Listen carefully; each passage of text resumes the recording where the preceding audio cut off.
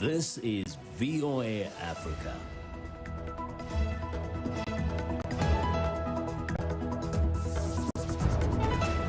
Hello, I'm Esther Githui-Ewart. It's Thursday, June 4th. This is Africa 54.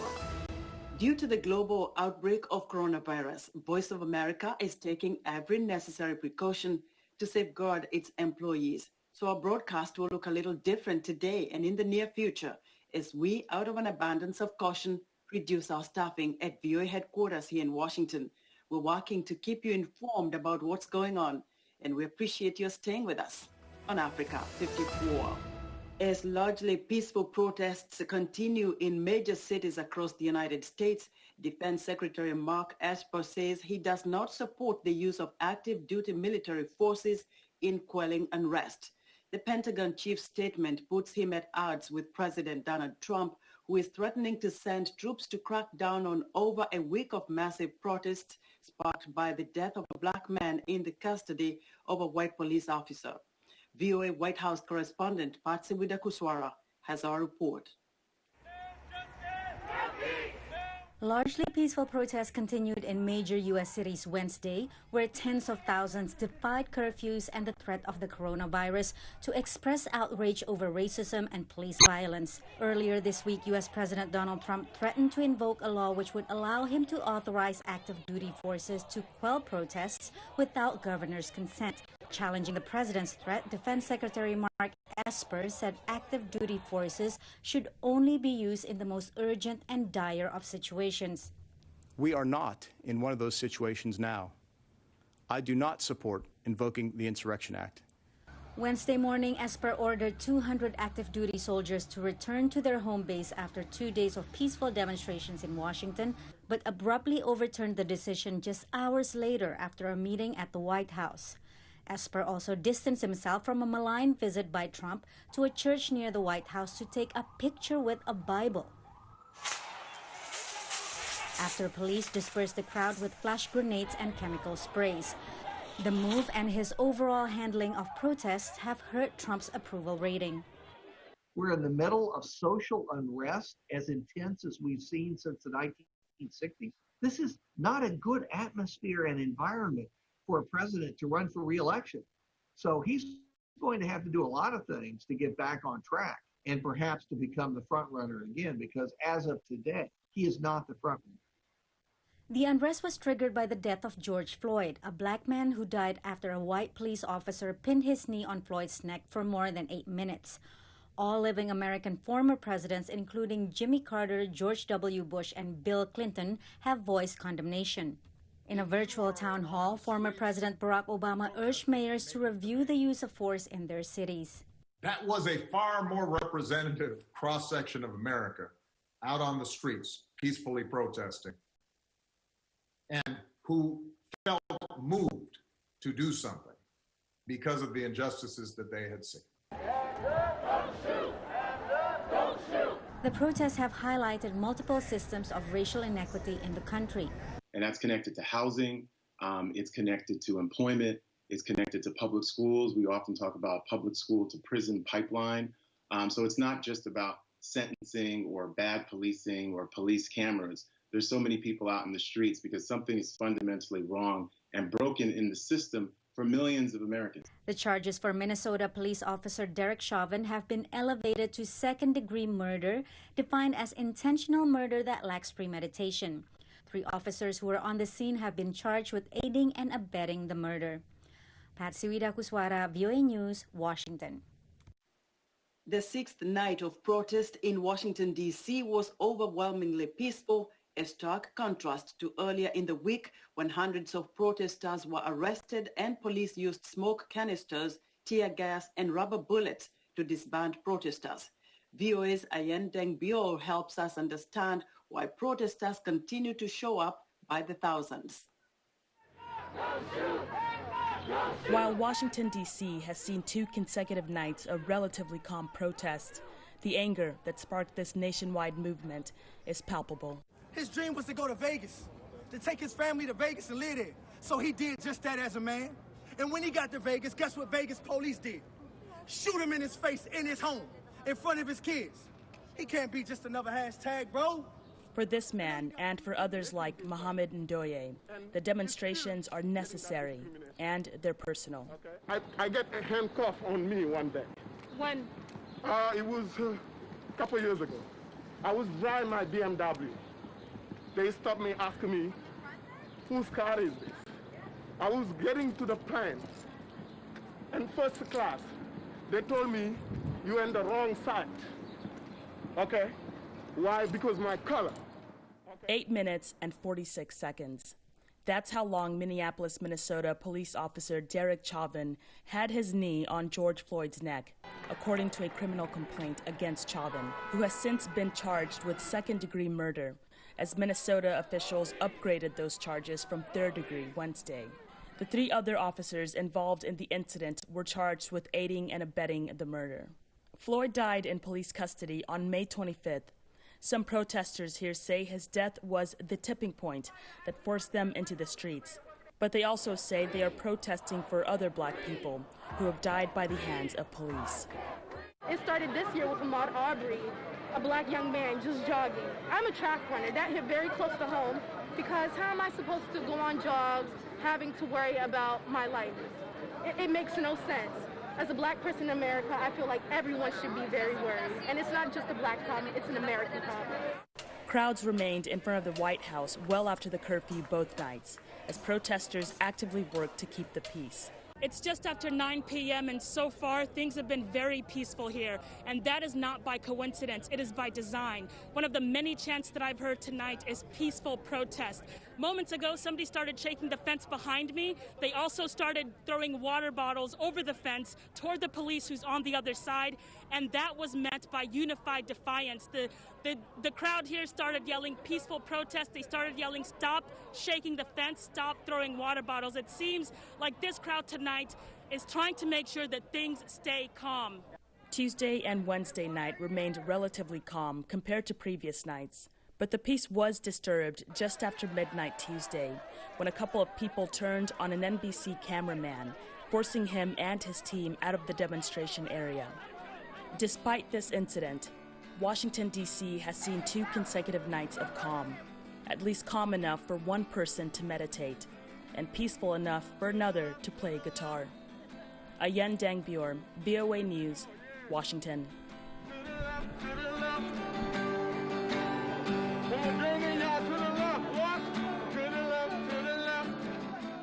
8 U.S. states and Washington, D.C. held primary elections on Tuesday in the midst of police brutality protests across the country and the ongoing coronavirus pandemic. VOA's Brand Pardon reports the primary contest further solidified former Vice President Joe Biden's status as the all-but-certain Democratic Party nominee for president, as protests against racism have taken center stage in an increasingly bitter and polarized race. Running now without any major opposition within his party, former Vice President Joe Biden swept multiple presidential primaries this week, coming close to clinching the Democratic presidential nomination to face President Donald Trump in November.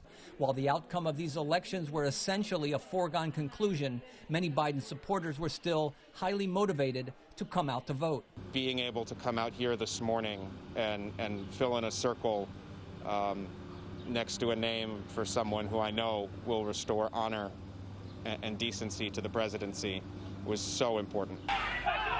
Across the country, days of tense and at times violent demonstrations to protest the death of an African-American man in Minnesota who was fatally injured in police custody have reignited the issue of systematic racism in the United States in the presidential campaign, even as the nation continues to struggle with the coronavirus pandemic and massive unemployment.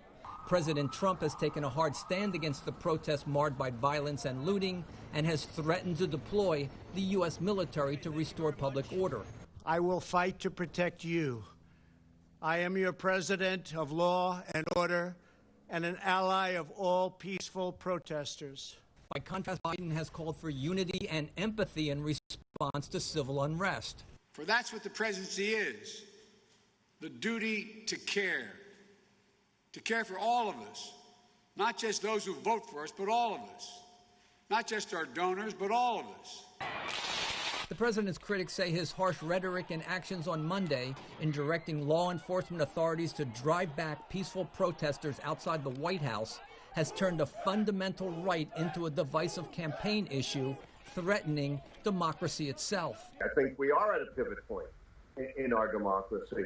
And I think we have to look at Donald Trump's talk Monday night, his invocation of a military solution, beyond the immediate impact and see it as a move towards autocracy. Meanwhile, Biden's more moderate response to the protests risks alienating independent voters who support tough law and order measures in the face of property destruction and looting. Biden's primary victories and his pronouncements on civil unrest have put the spotlight back on a candidacy that struggled to garner media attention as public campaign events were canceled and the pandemic highlighted Trump's role as the nation's top executive. Brian Patton, VOA News, Washington. As large crowds gather amid protests in the United States, concern is growing that the coronavirus will spread, creating more clusters of infection as states reopen their economies. VOA's Ken Farabaugh spoke with several medical experts in Illinois, where civil unrest and protests forced coronavirus testing sites to close in some communities, further hampering efforts to monitor the spread of the virus. As he watched unrest unfold across the United States, under lockdown from his home office in Chicago, the director of Northwestern University's Institute for Global Health, Dr. Robert Murphy, began to wonder if everyone had suddenly forgotten the country was dealing with a dangerous pandemic. COVID doesn't care about politics. It just likes to jump from person to person. So you're putting yourself at risk. It was a message Chicago's mayor, Lori Lightfoot, echoed in her daily address to the public. On the same day, she moved ahead with plans to loosen restrictions in the city, in place since March to prevent the spread of the coronavirus, despite continuing unrest. That risk is real, it is present, and it will be with us for the foreseeable future. And you need to take the precautions, not only just to protect yourself, but for others in your network, in your home that you care about. Because now you are at heightened risk of COVID-19. This is just setting us backwards. So instead of being able to control the virus like we had hoped, now it's either going to plateau, maybe go up a little bit, but whatever it is, it's pushing us way down the timeline. The risk of increasing violence and destruction led the Illinois Department of Public Health to temporarily close community COVID-19 testing facilities, delaying notifications of positive test results and interrupting the medical community's ability to track the virus's spread. It'll obviously go down because we're not testing as many people. People are afraid to go out. You can't even get anywhere near the downtown. And, just there's flare-ups all around the city. So, people, they're staying home now more than ever. When the gatherings subside, Rush University Associate Professor of Medicine and Infectious Disease, Dr. Michael Lin, says testing will likely return to pre-protest levels, if not increase. But understanding how the recent unrest in the U.S. will impact the spread of the virus won't be immediate. If there's any spike, it may happen, sometime about a week or 2 weeks after the gatherings. And that's usually about the time it takes for the infection to incubate, manifest symptoms, and become severe enough so that people end up needing hospital care. But Dr. Lin offers a glimmer of hope that virus spread might be limited among protesters. Because we know that a lot of spread tends to happen in indoor areas where there's poor ventilation. In the outdoors, with the air blowing around, there may be less risk of spread. With the sun being out, UV rays can actually also kill the virus. But when it comes to transmission, it's really difficult to predict. Video of demonstrations show widespread but not universal use of masks that can limit the expulsion of germs in the air. So it only works if everybody is wearing a mask. As the number of coronavirus infections in the U.S. nears 2 million, some Americans are weighing health risks while exercising their right to demonstrate. Meanwhile, polling data continue to show clear majorities view curbing COVID-19 as a priority. Kane Fairbaugh, VOA News, Chicago, Illinois. We're excited to hear what you think about Africa 54 and the stories we cover. Join the discussion on Facebook. The address is Africa 54. We're also streaming our broadcast live on Facebook. Please watch and share our show with your friends. Also, check out our headlines 24/7 on voaafrica.com. Still to come, how COVID-19 has impacted one small business in Ghana. We'll be right back after this break.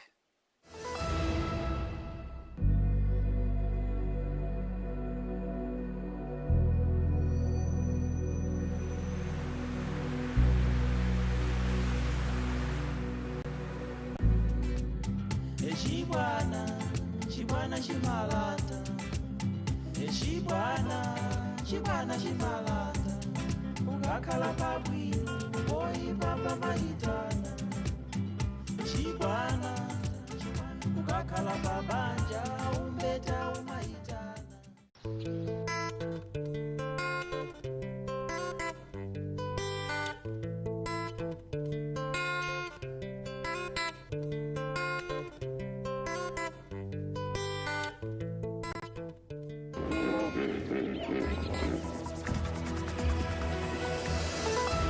Welcome back to Africa 54. Angry protesters growing weary over Senegal's nearly 3-month-old nationwide COVID-19 dusk to dawn curfew set tires on fire and threw stones at security forces in Dakar Wednesday night.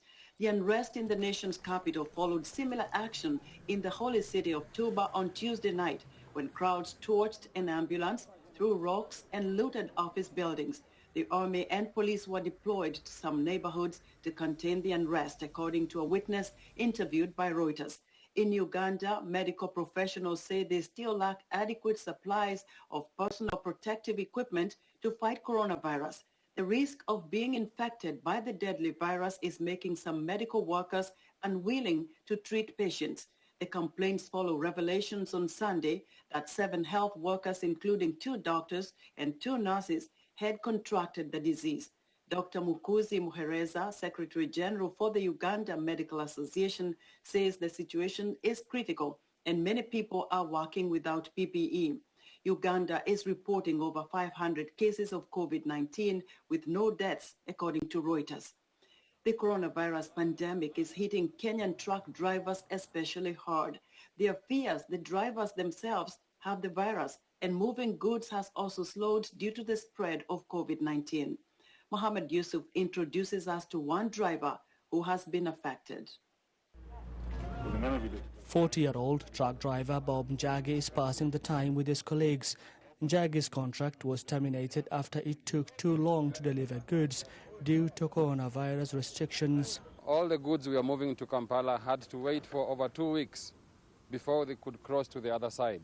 So this means there is no business and we are also out of work. Long-distance truckers in East Africa are suspected of carrying coronavirus, which has stalled activities at the borders. At the border, every country has its restrictions. In Kenya, we have our challenges. Uganda has a challenge. For example, when we arrive in Uganda, they confiscate our possessions, saying they are bringing corona and don't return them. It's a problem everywhere.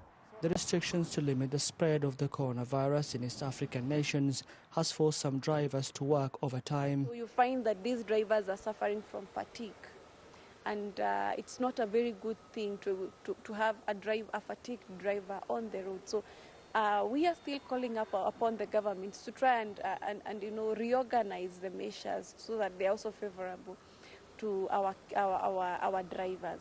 Kenya's government spokesman Cyrus Oguna says truckers must live with these conditions as long as the virus is spreading. For those truck drivers that may test positive, then they'll not be allowed to travel. Only those that are negative will be allowed to travel, and then after 14 days again, they must come and back and take another coronavirus test.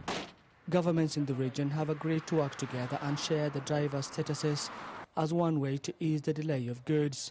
Mohammed Yusuf for VOA News, Nairobi. Since the beginning of COVID-19 outbreak, Ghanaians have been traveling to a plant research center outside Accra to hand scientists and researchers herbal products and plants they think will help cure the coronavirus or at least alleviate symptoms. About 70% of Ghanaians depend on herbal remedies for their health care. Last year, general hospitals began integrating the practitioners and training them to incorporate scientific methods into their work. Stacey Knott reports from Mampong, Akopem. The Centre for Plant Medicine Research grew out of a visit by a Ghanaian doctor to China in the 1960s to learn from Chinese herbal medicine. The centre's acting executive director dreams of finding a cure for COVID-19, the coronavirus that came from China, and he's not the only one. Some people come to the centre claiming they have a cure for the virus, revealed to them in a dream. What we do is that we do research to look at the safety of it, and then also to make sure that it's something that can be consumed by the public, and we also make sure that it's something that is plant-based. Researchers have been testing local herbal products to see what might help in Ghana's fight against COVID-19. So far, they have only recommended herbal products to boost immunity, but the centre is also testing and planning trials of herbal medicines against the virus. Herbs have what we call phytonutrients or phytoconstituents. And when we use these herbs, they have a broad activity that helps the whole human. It contributes to health a lot. Ghanaians' belief in traditional plant-based medicine is widespread. The centre grows medicinal plants to help with a range of diseases and conditions, including malaria, typhoid, and high blood pressure.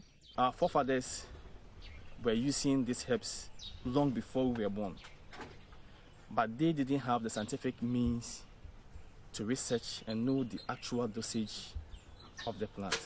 Now we are being privileged to have that technology at hand. So then we have to then attach that technology to the herbal aspects that can be very safe for us to consume. Trader Abena Oye relies on herbal remedies and hopes Ghana will find a traditional cure for COVID-19.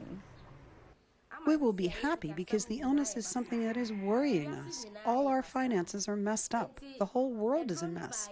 So if the medicine comes, we will be very happy, and we will take it, and it will help us, and Ghana will be held in high esteem.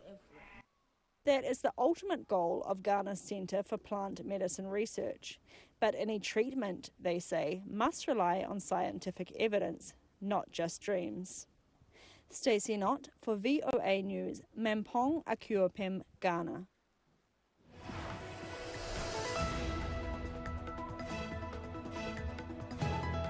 In our business report, COVID-19 is having a devastating impact on small businesses and the people employed by those businesses. Startups in Ghana have not been spared. For more insight, Africa 54's Paul Ndiho spoke with Nana Amayanka, founder and CEO of Naya by Africa, a lifestyle brand for natural products in Accra, Ghana. Nana Amayanka, welcome to Africa 54. Thank you, Paul. How is your business doing, and how were you able to cope with the lockdown? And has business really gotten back to like where you left before COVID? Well, we are not completely there yet, but during the lockdown, we went through 3 weeks of no revenue, so that was a bit tough.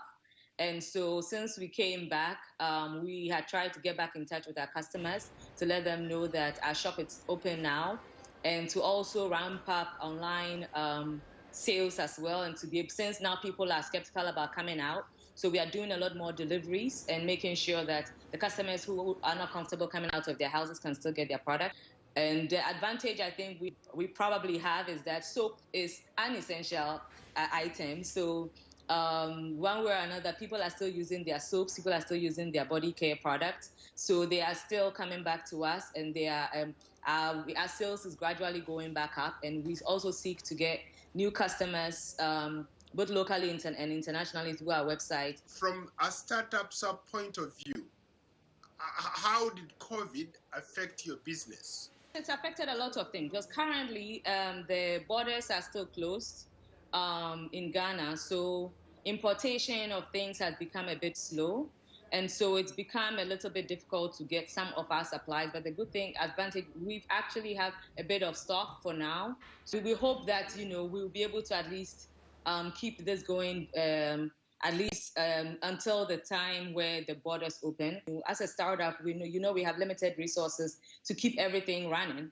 And so not having the revenues and being able to still keep our staff, we have actually kept all our staff. Everybody is still getting paid their full salary. We had actually a good help from our landlord actually from the mall, who will actually give us a couple of months break in our rent to help us sustain our shop and to be able to stay in business. All of this, and with the slowdown in our money and everything, it's been a bit tough. We're also getting creative as a startup as well during these times, and I think it's necessary for every startup to do that, because you can't keep things going the same way in these times. I mean, people are coming out as much, so you have to be able to get to the customers. So we are actually doing a lot more deliveries, like I said before. We are using more online. We are engaging people more on social media as well, and making sure that, you know, our phones are always open 24/7, so that whenever customers are ready to contact us from anywhere in the world, we are ready to serve them. Interesting. I like the fact that at least you had a bit of break